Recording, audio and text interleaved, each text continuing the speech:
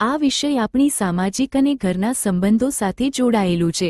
સાસુ અને વહુના સંબંધો સામાન્ય રીતે પવિત્ર અને મજબૂત હોવા જોઈએ, પરંતુ ઘણા ઘરોમાં ભિન્નતા અને મતભેદના કારણે તણાવ સર્જાય છે। 1. સાસુનું મહત્વ। સાસુ માતા સમાન છે। ઘરના પરંપરાઓ, સંસ્કાર અને જીવન મૂલ્યો વહુ સુધી પહોંચાડવાનું કામ સાસુનું હોય છે। સાસુના અનુભવો ઘરના માટે માર્ગદર્શક બની શકે છે। 2. વહુનો અભિગમ। વહુએ સાસુની સાથે હળીમળીને રહેવું જોઈએ। આ સંબંધ ક્યારેય સ્પર્ધાનો ન હોવો જોઈએ, પરંતુ સમજવાળો હોવો જોઈએ। સાસુને ઉગ્ર રીતે નકારી દેવું કે તેમના પર ખોટો દોષ મૂકવો યોગ્ય નથી। 3. ભૂલ કબૂલ કરવાની દ્રષ્ટિ।